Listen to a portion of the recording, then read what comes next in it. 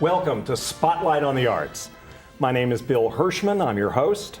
I'm the editor and chief critic of FloridaTheaterOnStage.com, and I'm here with our usual suspects, a wonderful celebrity panel. We start off with Iris Acker, actress, director, producer, union rep, everything, a long, long history. Then normally we would have Michael McKeever, but Michael has been arrested or has some really good reason why he can't be here.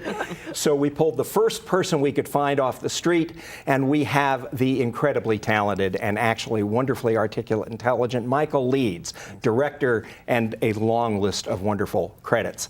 And next to me is Karen Stevens, the noted actress and writer and educator. We have today we are really honored to have a terrific guest.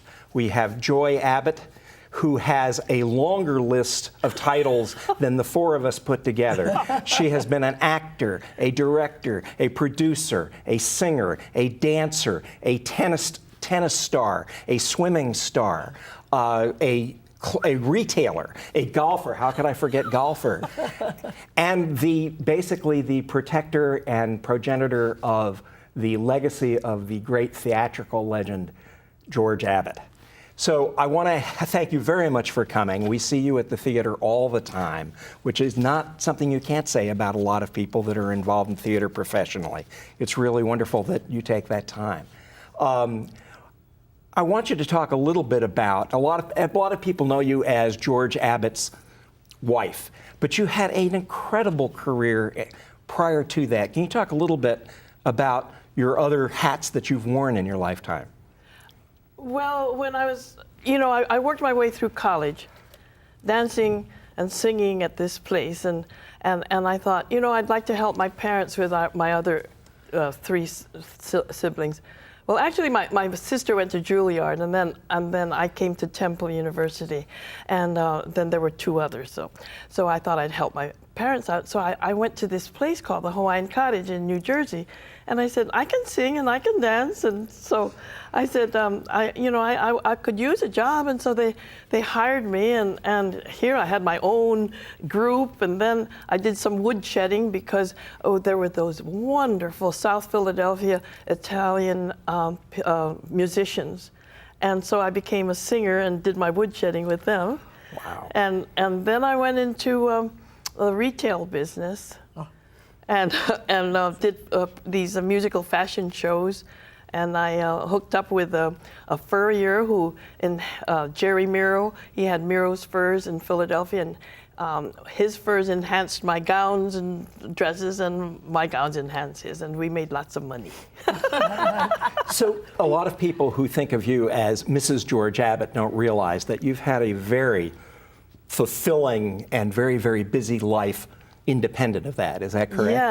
Yes. One thing I've always wondered is, did you ever find it hard to maintain your own identity when you spend your life sitting alongside and spending it with someone who is that famous and that well known? Do you have any trouble keeping your own identity, or do you ever feel sometimes people don't see you? Oh, absolutely not. They embraced me when I was with George. And I went with George for 25 years before we were married, so everybody knew who I was. Mm-hmm. And no, I did my own, thing with, as I said before we were married, with fashion shows and singing and dancing. And it kind of helped, like I said, because, it's important to develop your skills and your talents, and that's when I had these wonderful instructors in the musicians and did my woodshedding, as they call it in jazz. And so after we were married, it was more exciting, and I would see all these people, and I said, oh my gosh, there's Julie Andrews, oh my goodness, there's Calvin, and they said, soon it was Joy, Joy, Joy, and so, George was such a kind man, and he never, and you know what, I have to tell you this funny story. Everyone knew his birthday. And so my birthday is the day before his, the 24th of June, and his was the 25th. Well, my family, some of my family and friends gave me a birthday party the day before, and he thought the the cake was for him. and they're singing happy birthday, and he says, I didn't know your birthday was. Joy, what brought you from Hawaii here? Of course, previously known as the Shirley Temple of Hawaii. Dear. How did that start? Well, when I was 6 years old, my mother took my sister and me to all kinds of dance lessons. I had this wonderful fellow, a black fellow, who was a great tap dancer in Schofield Barracks. So my mother took him and then we had singing lessons and piano lessons and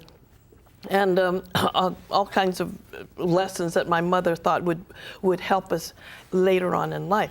And so when I was 6 years old, I was in some kind of show, and Jackie Souders saw me and said, oh, here's the Shirley Temple of Hawaii. And I was put into the review singing On the Good. I love it, I love it, I love it. So, and my mother made all my costumes, and they were all like Shirley Temple. And so, and then I met Shirley Temple in Hawaii when she was there. That was a big thrill. So, What got you here? Oh, excuse me. So you asked that question. Yes. I'm always going on a tangent. Iris, you know No, that. I love it, Betty. Well, I graduated from Punahou School, where President Obama went. Yes. Yeah. And I was 16, and I came right to Philadelphia because my sister, who had graduated from Juilliard, married a fellow from Curtis Institute, a violinist in Philadelphia. So my parents said I should come to Philadelphia and live with them. So I went to Punahou, and it's such an accredited school. I didn't even need, SATs or anything. They just took me in. So at Temple University, I went through 4 years there and graduated from Temple, and that's why I came to Philadelphia. We're glad to have you, of course. Michael, have you directed any of George's plays, musicals? No, but I am a huge fan of Mr. Abbott's. I've been for a long time. Weren't you in one? No, not as an actor? Well, I guess Pal Joey, but There you that go. was not. Oh, yeah. Not then. That was the revival with The Eddie revival. Villela and Eleanor Parker. Oh, yes. But I do have a question. When did you meet Mr. Abbott? In 1959. So here's a question, because like I said, I really admire him so much. In his book, he makes a dedication to my best friend. Do you know who that is? Donald Sadler, who choreographed, choreographer. Wonderful Town Sure, and On Your sure, Toes, yeah, the revival. Yeah. And he first met in High Button Shoes. So, Maybe Well, you got to could've- watch him work. What was it that you think he brought to it that made it so magical, that made him so effective as a director? respect from In the what sense? actors. Isn't that wonderful? Because he would never chide an actor in front of everybody. He would take them aside.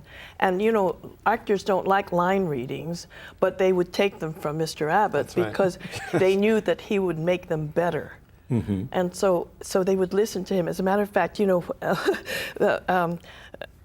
Stritch and all these people was telling, the actors he would what would they call the one light, and then he would have all these ghost light. The ghost light, yes, and he would give notes to actors, and I would take some of his notes, as a matter of fact, and he'd go, and I would always do the last line of what was.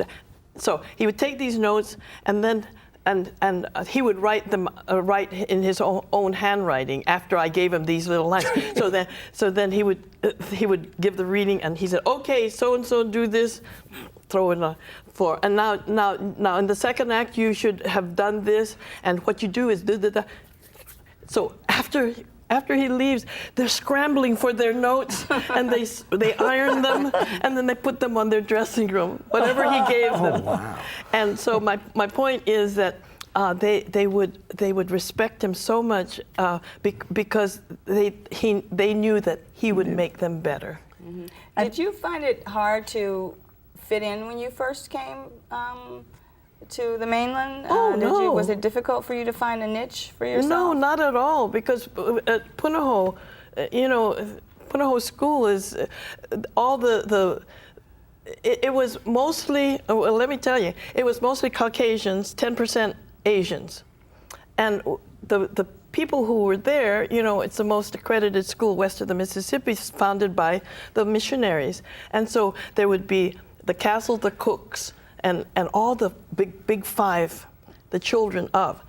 In Michener's books, they had a pseudonym for them, the Jarples and the Whipples, but they were all the Castles, the Cooks, and the Baldwins, and they were all these people who had lots of money and prestige in Hawaii. So it's a school that taught us everything, and it prepared us for coming into the mainland. And I had absolutely no fears or That was anything. lucky. Just I fit didn't it. have that. Really, Yeah, really, very, truly very lucky. fortunate. My parents were the ones that really pushed education and versatility. And my father taught me tennis. 6 o'clock in the morning before school, I'd be hitting balls, and my uncles would help me it was a wonderful life. I've had a wonderful childhood. Your name fits you so much, Joy. How did you get that to begin with? I know you told me that before. My father was in the delivery room with my mother, and when I came out laughing instead of crying. So he says, "We'll name him or her Joy." Isn't that wonderful? You sure it wasn't gas? Karen, you wouldn't think of that, possibly.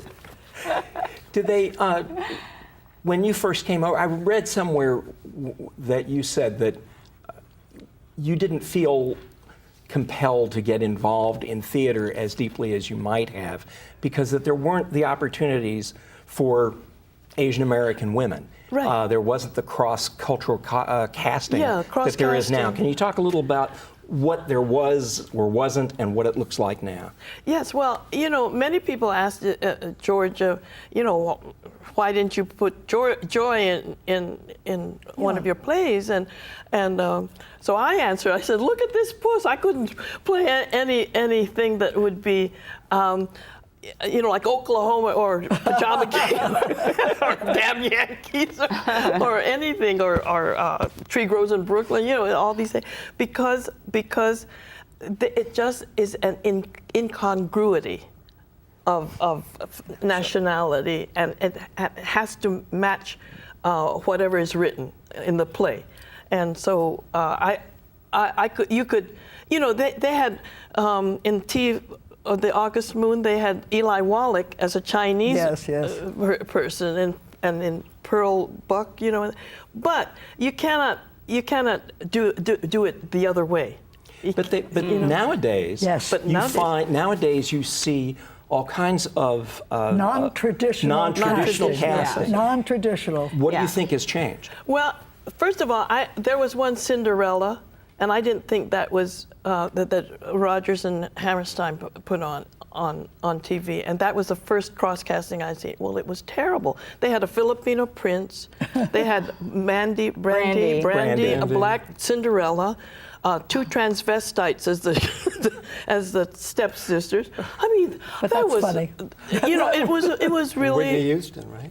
No, it wasn't Whitney Houston. Randy. That was another. No, the mother. Oh, the mother. No, she was the fairy godmother. The fairy godmother. The fairy godmother. Yeah. Yes. So, I mean, it was that incongruity that you can't accept. You believe that it takes you out of the story?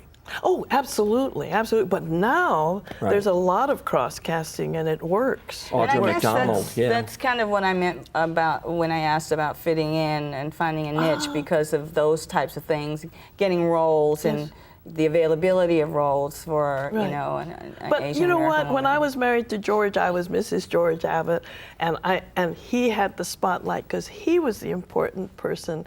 People knew that I sang, people knew I danced, but I never really did anything on my own until after George was gone, because then Davis Gaines and I did our concerts. Talk about that, because that was pretty massive. Yeah. Talk a little about it. Well, Davis Gaines played the part of Joe Hardy in Damn Yankees at the Paper Mill Playhouse, and George directed it, and it was a production from scratch.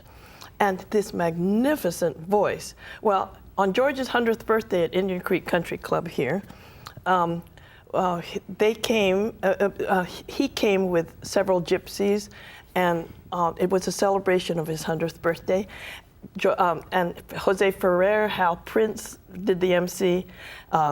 Dina Merrill and Kitty Carlisle were there. And then we had this, that was, as a matter of fact, Davis Gaines sang this wonderful song from Goodbye Old Girl from Pajama Game. Hal Prince was there, hadn't seen Davis before because they were in Europe during the summer when Damn Yankees was playing at Paper Mill Playhouse. And he discovered Davis, and 3 months later, he became Raoul in The Phantom. 3 months after Guillaume, after Crawford, Guillaume, then Davis Gaines became the Phantom in Los Angeles and San Francisco, then eventually went to Broadway.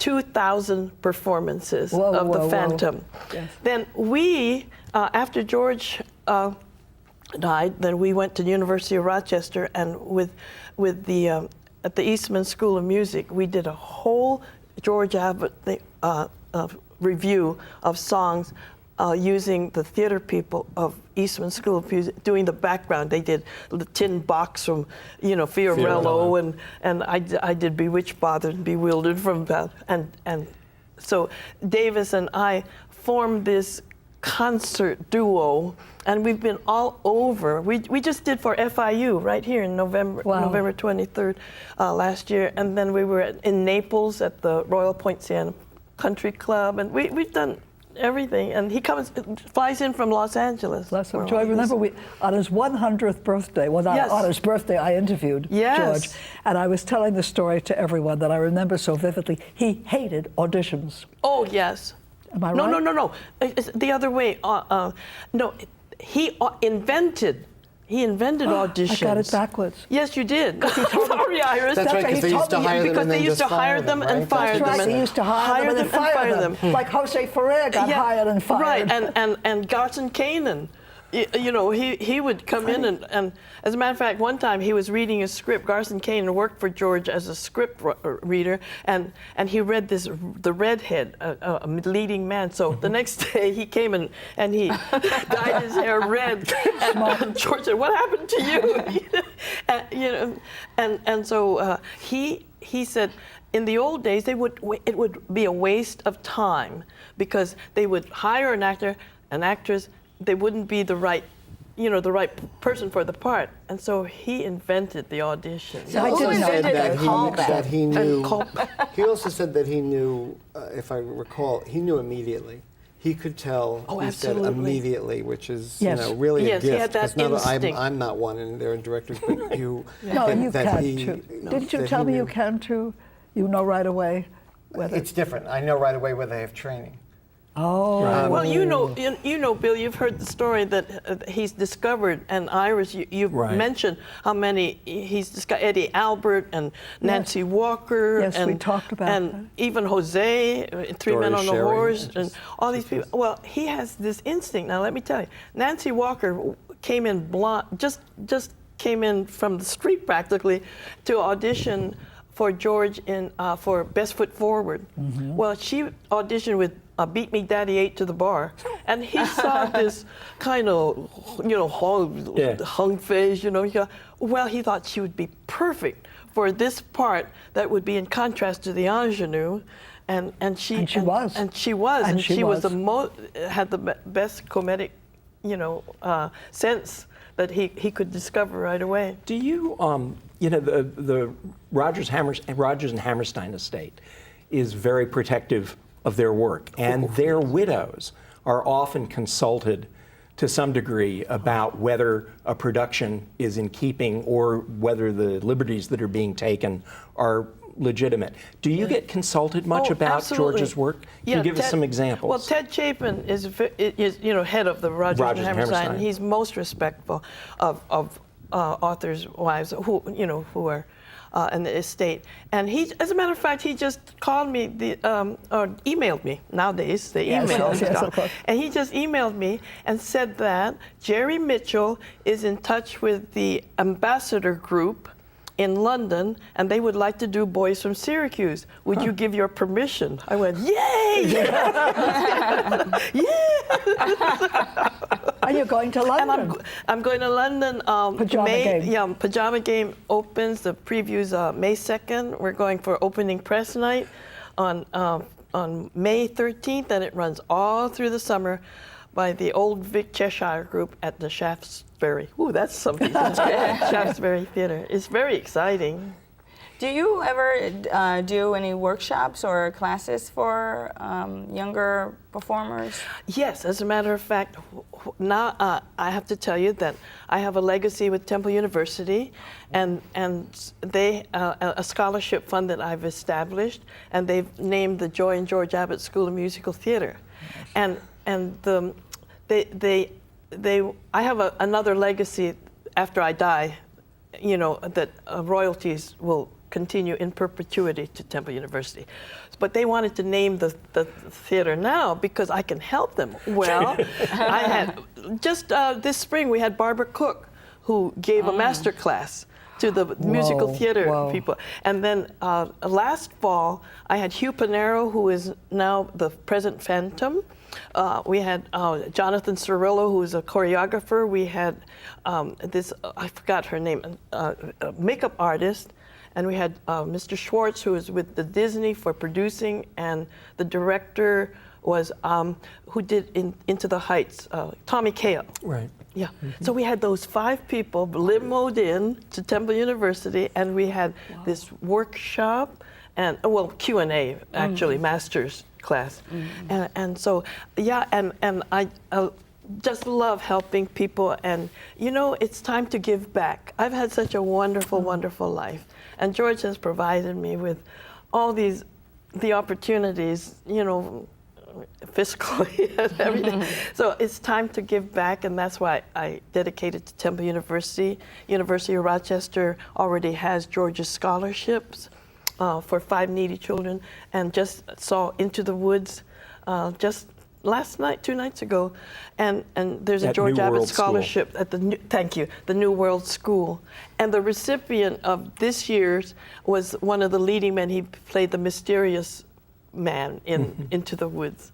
So it's just wonderful and gratifying to do that. And then when Davis and I do these songs from George's shows, we do a compilation of songs in the first act of George's shows, songs from George's shows, and then of course he played the Phantom, and he was in Kiss Me Kate, and all that. So and I do some things from South Pacific, and we do something from Showboat, and you know, it's just a nice program, and so we've been doing that.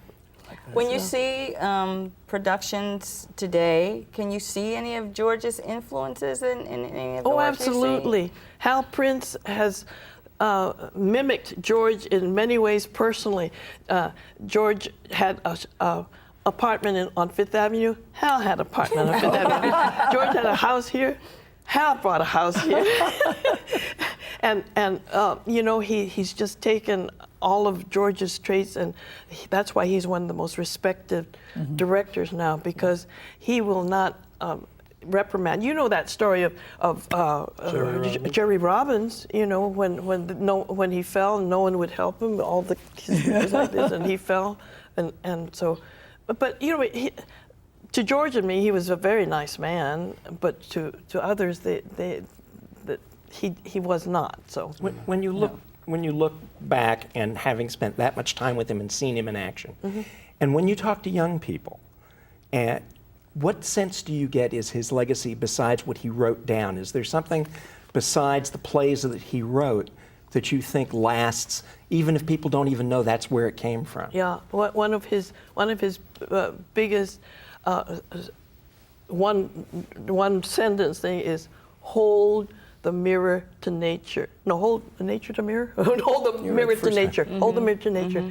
So he advocated natural, you know, instead of mugging. He hated mugging for comedic roles, and for singing natural. Don't try to do some vocal acrobatics and misuse the author's intention of you know, the melody line. Yeah. Speaking of his legacy, which is just some things that I remember hearing about him and also seeing in other directors that had worked with him, is he talked about when they asked him what differentiated you, and he said he had taste. And he said, but by taste, he said, I mean artistic judgment. And I thought that was so interesting that it could be, you know, Take Her, She's Mine Yes, that he did, yes, that or he it did. could be an incredible musical, but it was about having the artistic judgment based on what he was dealing with. Absolutely. He also said things that just, he said for actors, one of the death for an actor is anticipation. Do you know? And, Oh, yes. And That- one of that's the what things he said to a dear friend of mine, which I think it was brilliant, he said, when you have an opening night, always schedule a meeting the next morning. And there's one thing that I know you're closing pretty soon, but Gabe Pressman asked him one time when he was 106 years old, what has been the greatest change in your career on Broadway? And he simply said, electricity. And we can't top that, which works out very nicely because the clock is running down. I want to thank Joy Abbott for being here and our wonderful panel, Karen Stevens, Michael Leeds, and Iris Acker. And we thank all of you for watching this show. We hope to see all of you out at the theater. And we always like to say that if you want to know where to find out good theater, come see FloridaTheaterOnStage.com. But in any case, please come to the theater. You have some of the best theater in the country down here. And thank you for listening today.